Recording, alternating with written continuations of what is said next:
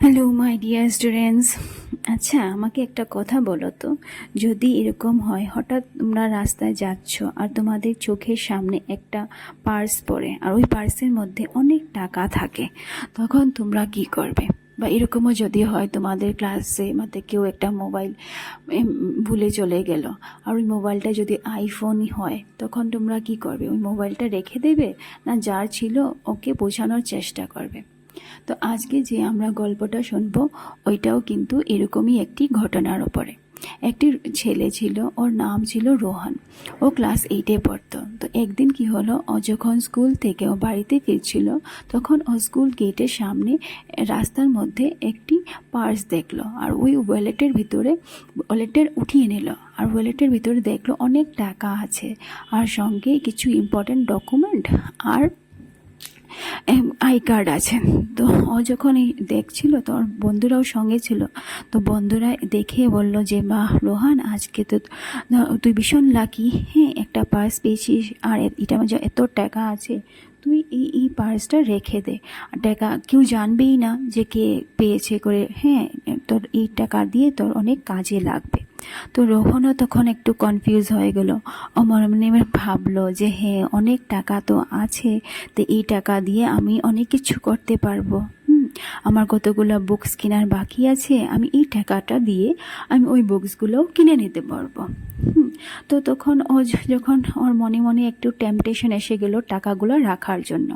তো এইসব যখন ভাবছিল, তো হঠাৎ করে ওর খেয়াল হলো যে ওর বাবা ওকে একদিন বলেছিলেন যে, রোহান, দেখবে মানুষের সবচেয়ে বড় জিনিস কিন্তু মানুষের ক্যারেক্টারটা, আর মানুষের চরিত্র তখনই গঠন হয় যখন মানুষ যে কাজটা করে ওকে কেউ দেখছে না। দেখবে আমরা যখনই যে কাজটা করি আমাদেরকে কেউ না কেউ দেখতে থাকে। যেরকম কি আমরা যখন তোমরা ক্লাসরুমে থাকো, টিচার যখন সামনে থাকে, তো তোমরা সবাই চুপ করে ক্লাসে বসো, কিন্তু যখনই ক্লাসরুম থেকে টিচার বেরিয়ে যায়, তোমরা কি করো? গল্প করা শুরু করে দাও। বা এরকমও হয় বাড়িতে যখন মা বাবা সামনে থাকে, তখন তোমরা খুব মন দিয়ে পড়াশোনা করো, আর যেই মা বাবা সরে যায় তোমরা অন্য কাজে লেগে যাও। তো তখনই কিন্তু মানুষের মানে নিজস্ব চরিত্রটা বোঝা যায়।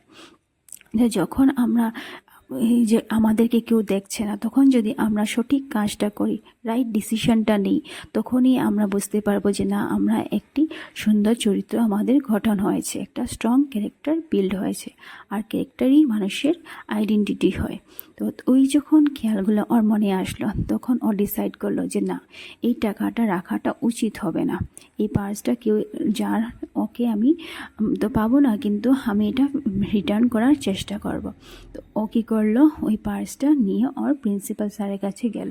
প্রিন্সিপাল স্যারকে বললো যে এরকম আমি একটা পার্স পেয়েছি, যদি কেউ এটার খোঁজ নিতে আসে তো আপনি ওইটা দিয়ে দেবেন। দেখো রোহন কি করলো, ও কিন্তু যদি চাইতো ওই পার্সটা রেখে দিতে পারতো, হ্যাঁ, কেউ জানতোই না যে ও পার্সটা যে ও পেয়েছে করে, হ্যাঁ, আর ওইটার যে টাকাটা দিয়ে অনেক কিছু করতে পারতো, কিন্তু ও অনেস্ট ছেলে ছিল, আর ও অনেস্টির রাস্তাটাই চুজ করলো। ও টাকাটা না রেখে ওইটাকে ফেরত দেওয়ার চেষ্টা করলো।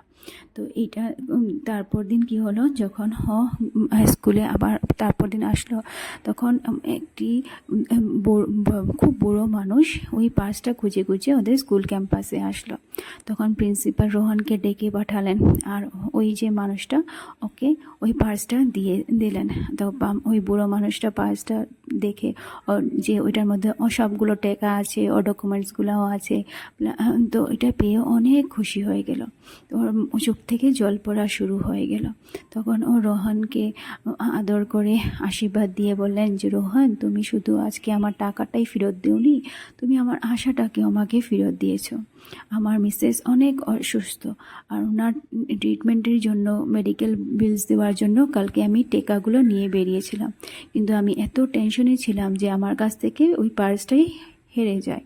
আর যদি এই পার্সটা যদি আজকে আমি ফেরত পেতাম না, তো আমার অনেক অসুবিধা ফেস করতে লাগতো। তো তুমি আমাকে অনেক সাহায্য করেছো। তো এটা শুনে প্রিন্সিপাল আর রোহনেরও খুব ভালো লাগলো যে না, একটি মানুষ যার অনেক বিপদে ছিল, যে ওর নিজের টাকাটা ফেরত পেয়েছে। তো তো তারপর দিন যখন রোহন আবার স্কুলে আসলো সকালে, তখন প্রিন্সিপাল ওকে মর্নিং অ্যাসেম্বলিতে স্টেজে ডেকে আনলেন আর সবাই স্টুডেন্টের সামনে রোহনের গল্পটা করলেন যে ও কিভাবে অনেস্টলি বিহেভ করেছে। ও যদি চাইতো ওই পার্সের টাকাটা রেখে দিতে পারতো, কিন্তু ওই রকম করলো না করার জন্য ওই মানুষটাকেও হেল্প করলো। তো এটা শুনে বাচ্চারাও খুব খুশি হলো, ওরা সঙ্গে সঙ্গে অনেক ক্ল্যাপ করলো।